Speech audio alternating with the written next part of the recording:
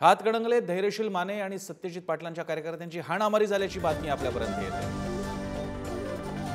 धैर्यशील माने आणि सत्यजित पाटलांच्या कार्यकर्त्यांची मारहाण झाल्याची सध्या माहिती येते। यामध्ये नेमकं काय झालं, काय कारण ठरलं हे अजून समोर येत नाहीये। मात्र आजच्या दिवसभरात घडणारी ही दुसरी अशी घटना आहे। एकीकडे भरण्यांची शिवीगाळ आणि इथे धैर्यशील माने सत्यजित पाटलांच्या कार्यकर्त्यांची हाणामारी।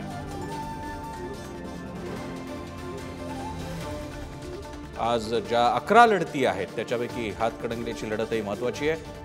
इथे धैर्यशील माने आणि सत्यजित पाटलांच्या कार्यकर्त्यांची हाणामारी होते।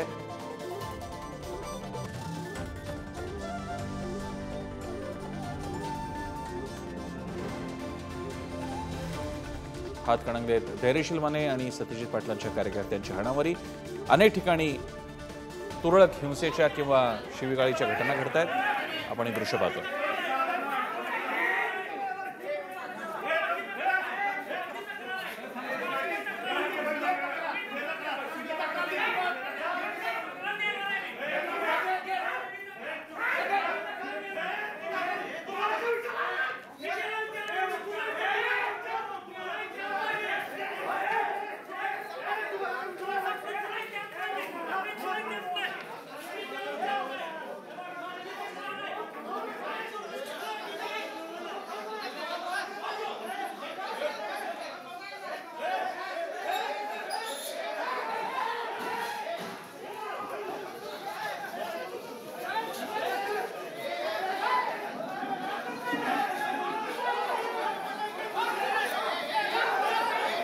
सध्या अनेक ठिकाणी काही तुरळक हिंसक घटना घडत आहेत। इथे सत्यजित पाटील आणि धैर्यशील माने यांच्यातल्या कार्यकर्त्यांच्या हाणामारीची बाचाबाचीची दृश्य आपण पाहतो।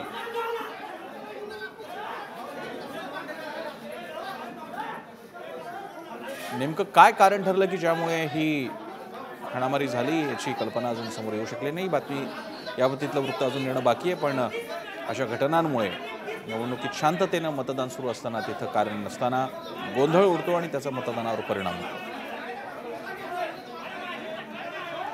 शेखर पाटील आपले प्रतिनिधी आपल्यासोबत आहेत। शेखर, नेमकं काय घडलं? प्रसन्न सर, आपण जर बघितलं तर हातकणंगले लोकसभा मतदारसंघातील हा प्रकार आहे। एकीकडं शिवसेना शिंदे गटाचे कार्यकर्ते आहेत, तर दुसरीकडे शिवसेना ठाकरे गटाचे कार्यकर्ते आहेत। हे दोन्ही शिवसेनेचे कार्यकर्ते एकमेकांना भिडल्याचा खरं तर हा प्रकार जो आहे तो आज घडलेला आहे दुपारच्या वेळेला।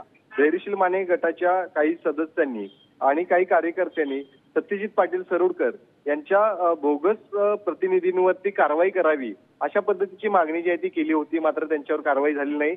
हे बोगस प्रतिनिधी या मतदान केंद्रावरती आहेत असा आक्षेप त्यांनी घेतला होता आणि म्हणूनच हा राडा जो आहे तो पाहायला मिळाला। या सगळ्या राडा सुरू असताना पोलिसांनी वेळीच हस्तक्षेप केल्यामुळं मोठा अनर्थ टळला। मात्र दोन्ही कार्यकर्ते एकमेकांच्या अंगावर जाण्यापर्यंत हा सगळा प्रकार जो आहे तो घडलेला आहे। त्यामुळे काही काळ या मतदान केंद्रावरचं मतदान जे आहे ते मतदान प्रक्रिया जी आहे ती विस्कळीत झाली होती। मात्र पोलिसांनी वेळेत हस्तक्षेप केल्यामुळं पुन्हा एकदा हे मतदान प्रक्रिया जी आहे ती सुरळीत झाली आहे। मात्र आजच्या संपूर्ण शांततेत सुरू असलेल्या मतदानाला कोल्हापुरातल्या या हातकणंगले लोकसभा मतदारसंघात मात्र गालबोट लागल्याचं पाहायला मिळते। धन्यवाद शेखर, तुम्ही दिलेल्या या सविस्तर माहितीसाठी। माने आणि सत्यजित पाटलांच्या कार्यकर्त्यांमध्ये या हाणामारीमुळे काही काळ तणाव होता, मात्र आता तिथे मतदान सुरक्षितरित्या सुरू झालं आहे।